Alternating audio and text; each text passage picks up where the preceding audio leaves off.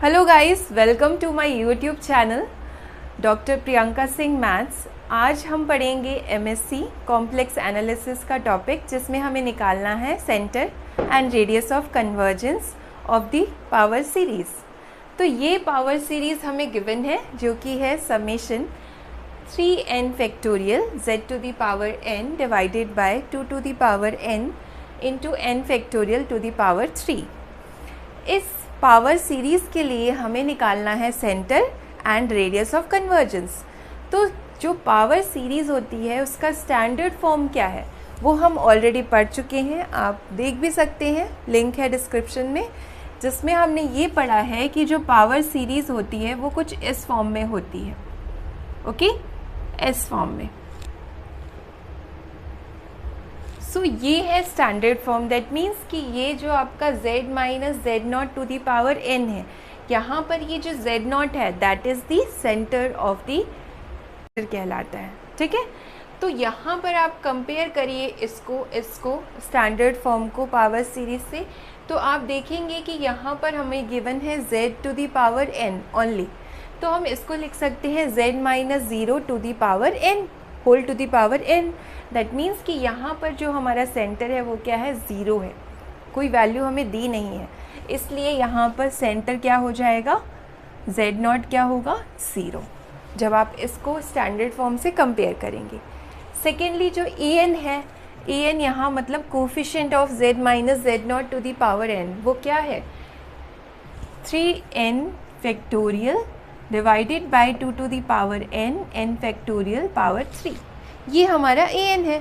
इसी का यूज़ करके हम निकालते हैं radius of convergence. Radius of convergence को कैपिटल R से रिप्रेजेंट करते हैं एंड इसका फॉर्मूला होता है limit n tends to infinity absolute value of an divided by an plus 1। ये जो an है इसी को आपको an प्लस 1 निकालना है इसका यूज़ करके। तो जहाँ पर n है वहाँ आप n प्लस 1 रख दीजिए, तो ये हो जाएगा 3n plus 3 factorial 2 to the power n plus 1, यहाँ पर हो जाएगा n plus 1 factorial power 3। Okay, so ये हमारा आ गया an प्लस 1। अब आपको क्या करना है, दोनों की वैल्यूज़ यहाँ रख देनी है और लिमिट ले लेना है। तो limit n tends to infinity, यहाँ हम सबसे पहले an रख रहे हैं ये, ठीक है, और ये डिवाइड में आएगा an प्लस 1, तो मैं इसको रेसिप्रोकल करके यहाँ लिख रही हूँ। ठीक है, ये ऊपर हो जाएगी टर्म और ये आपकी आ जाएगी नीचे 3n प्लस 3 फैक्टोरियल। अब हमें इसे सॉल्व कर लेना है, लिमिट रख देना है और तब हमें मिलेगा r, जो कि होगा रेडियस ऑफ कन्वर्जेंस। तो इसको सॉल्व करने के लिए सबसे पहले हम क्या करते हैं, फैक्टोरियल को सॉल्व कर लेते हैं। ओके, फैक्टोरियल को कैसे सॉल्व कर सकते हैं, ये n फैक्टोरियल है, ये n प्लस 1 फैक्टोरियल है, तो हम इसको क्या लिख देंगे, यहाँ पर भी ये तो 3n फैक्टोरियल रहने देंगे, यहाँ पर 2 to the power n factorial power 3, ये भी ठीक है, और यहाँ पर जो ये है 2 to the power n plus 1, इसको हमने लिख दिया 2 to the power n into 2 to the power 1, और इसको लिख दिया n प्लस 1 फैक्टोरियल को क्या लिख सकते हैं, n plus 1 into n factorial और पावर 3। यहाँ पर भी 3n प्लस 3 है, फिर एक कम कर देंगे 3n प्लस 2, एक कम कर देंगे 3n प्लस 1 और 3n फैक्टोरियल।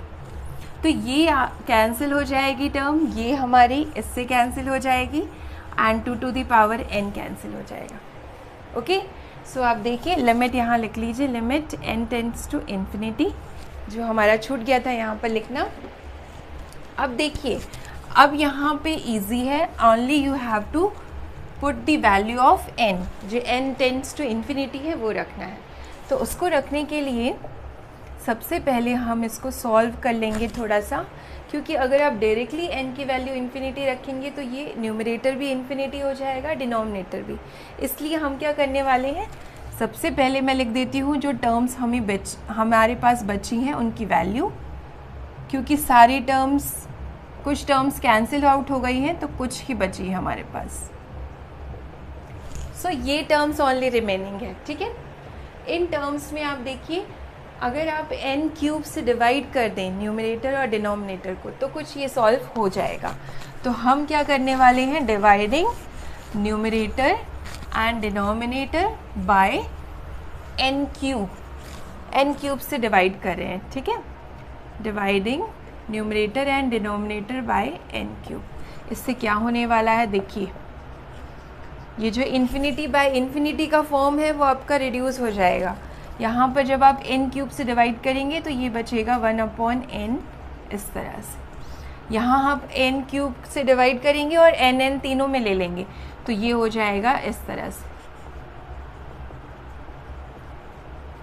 ठीक है। अब आप रखिए n की वैल्यू इन्फिनिटी यहाँ पर और यहाँ तो any number divided by infinity is 0, तो ये 0 हो जाएगा। सिर्फ आपके पास क्या बचेगा, यहाँ 3 3 3, तो ये आ गया आपका 2/27। सो रेडियस ऑफ कन्वर्जेंस हमारे पास आ चुका है 2/27 एंड सेंटर जो था वो हमारा था 0। सो इस क्वेश्चन के लिए सेंटर है 0 और रेडियस है 2/27। दैट मीन्स कि